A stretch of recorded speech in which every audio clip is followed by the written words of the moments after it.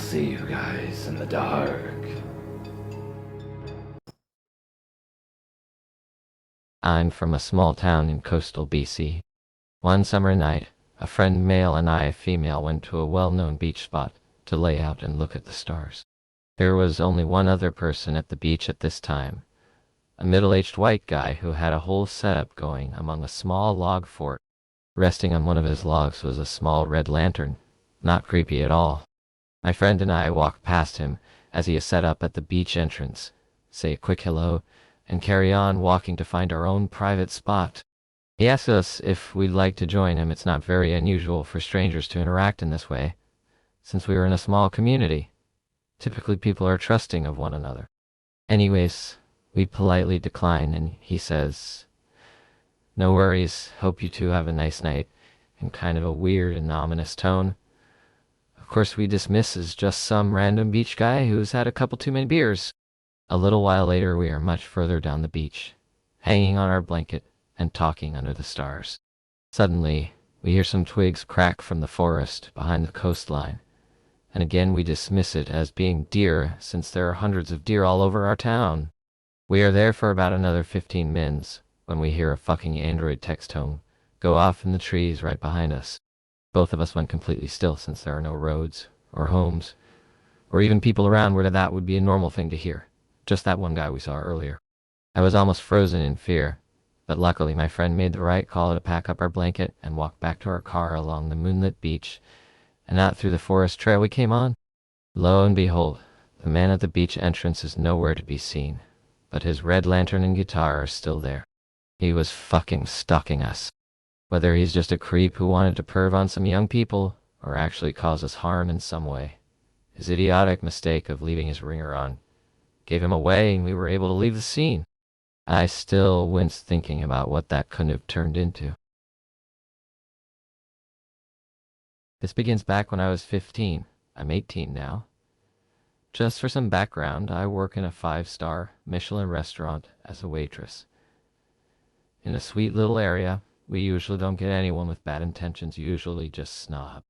Easter Sunday of 2022, one of the busiest days of the year. A man who will be known as the Easter Man came in looking for a table for one. He was in a 3-piece suit with a carton of chicken egg. He was sat in my section, so I go over to get a drink and food order. Once I got his order, he kept me talking, asking about my education, what I was doing in school, what my plans for the future were, what my hobbies were, my name, etc., etc.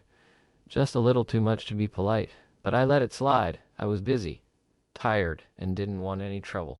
Eventually he left for the day. I thought that was that. Oh wow, I was wrong.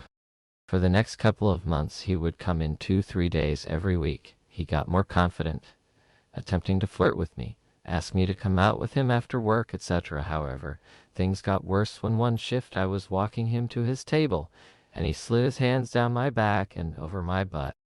I turned around and somehow politely told him to not touch me, and do not push my boundaries, as I was only 15, and he knew that.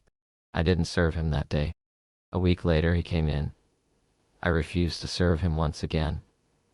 My manger took over his table, yet when everyone was on break, and it was only me on the floor, he came inside. He knew by that point it was table service only, and came up behind me, bringing his hands down my arm. I was shaken up, but politely again told him to not touch me. I didn't hear from him again then, until next Easter 2023. Last Easter, things got worse. He showed up again. The usual shenanigans. Yet, my managers were prepped this year, not allowing me to go within vicinity of him, keeping me safe. This was only useful inside of work. I walked through the town center to get to work.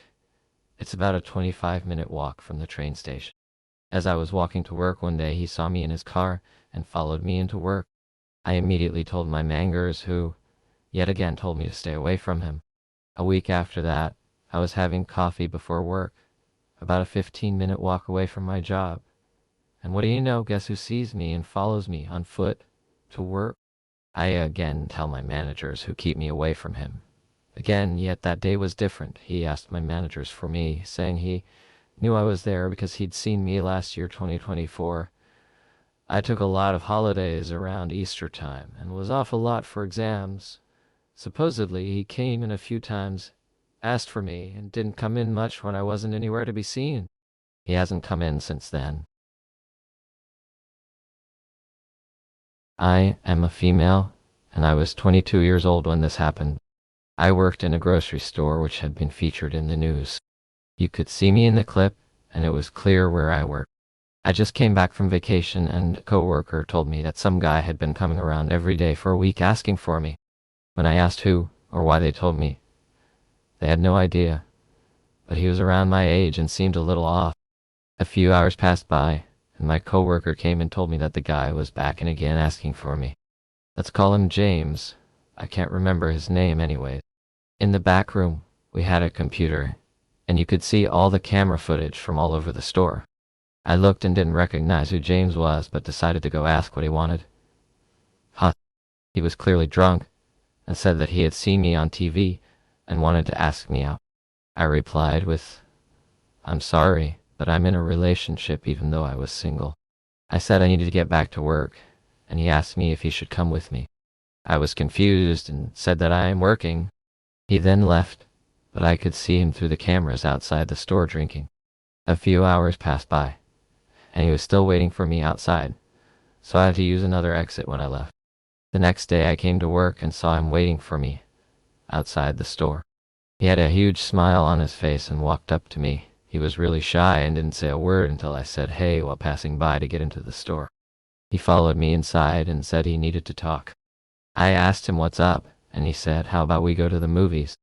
He was really creepy, and I replied, "I'm sorry, I have a boyfriend, remember?"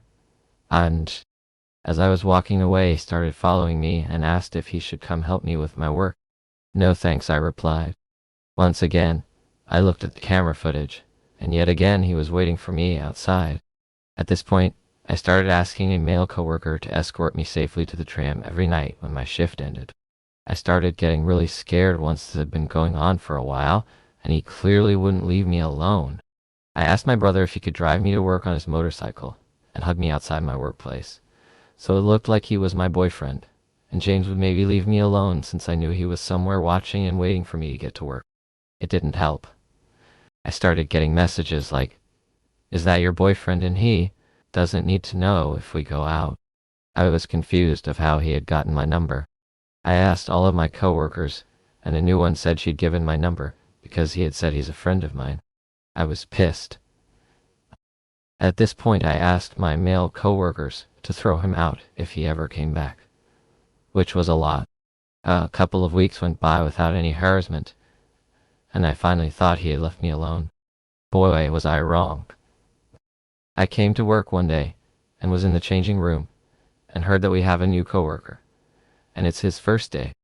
I didn't think anything of it and proceeded to change my clothes. Once I got out of the changing room, my jaw dropped. Another coworker said, "Hey, this is James." I looked in horror as she asked me what's wrong. I said, "I know.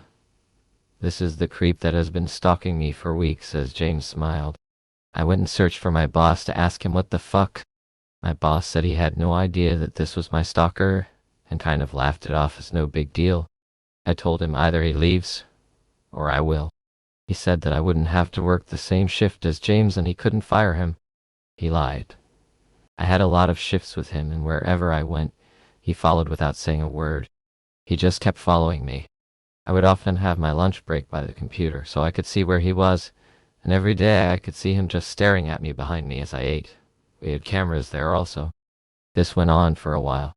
He would text me every day, but at work he didn't say a thing, just stare. My boss finally understood what a freak James was and that he didn't do any work, just stalking, and started to think of ideas how to fire him. One time I noticed James was clearly drunk at work and told my boss. He got fired, and this is when the stalking finally stopped. I'm not a people person. I'm an introvert with resting bitch face who looks pissed off when I'm not. Why are cooks attracted to me? I've begged every god and goddess I can think of for answers. I think there's a flashing neon, "Here's your soulmate," sign over my head that only Wacos social rejects, and serial killers can see. If I manage to evade these fruitcakes, my idiot friends, who nag me to be more outgoing, help them track me down. I beg them not to give out my contact info. But they think, Salty's made a friend and hand over my phone number. My friends suck. When I was younger, I competed in figure skating. I picked up 2 fans in 1994 dart. I had just come off the ice in Tulsa. I sat on a bench to await my marks. A rink guard waved at me. Salty, there's a man out here who wants your autograph. Well, we're just amateurs. Why would somebody want my autograph? You're kidding? No. That's him over there. He said, Salty, from your skating club. The fan is waiting near the gate onto the ice. He held out a spiral notebook. I'm Clay. I really love your Star Wars spotlight. My niece skated 2 hours ago, but I stayed just to watch you compete. I saw you do it in Houston and Fort Worth. This guy's blonde and not bad looking, but he has blue eyes that are fixed on me. He grins and never blinks while I sign to Clay. You're my first ever autograph. Thanks. Best wishes, Salty. You saw my Spotlight program. This is weird, because Spotlight is an event where skaters perform an entertainment program in costumes with props. Mine is to the Imperial March from The Empire Strikes Back. I wear the full-face Darth Vader helmet and outfit, so how did he recognize me? The event I had just finished is freestyle program, not Spotlight. Nah, it's probably okay. His niece is a skater, and my name is in the program. Yes, I'm a Star Wars superfan. You don't see it much anymore now the trilogy's finished. Chelsea and I were thrilled when Nipu skated out. Chelsea's my niece. Did you win? Yes, I did. Thank you. Hummel. How did Chelsea do? I'm looking around, but none of the mini kids seem to be with him. Did you win both times? We thought you were brave to skate in that Vader mask. Yes, I did win at both competitions. I hope Chelsea had a good skate. She got the bronze. Chelsea's my niece. She went home with my sister. He's still staring and hasn't blinked once. I didn't like that other girl's Beach Boys program. We wanted you to win. Yes, well thanks. Please congratulate Chelsea for me. Thanks for the autograph. I hope you enjoy the rest of the competition. Thank you. Chelsea's my niece. Okay, this is getting weird. We don't like that girl from Dallas. She skated in a bikini. This is very weird. Oh, Jill. I thought she was brave to take the ice in a swimsuit. It made me shiver just to look at her. She's a great skater. Beach Boys music always puts everybody in a good mood. We didn't like it. She wore a bikini to the ice rink and there are little kids here. He's glaring at me now. Well, I'm glad you like my skit. Enjoy the rest of your competition and have a safe trip home. I'm so ready to go. I'll watch your other events tonight and cheer you on. That's so nice of you. My results should be up now. Excuse me. You have a great rest of your weekend.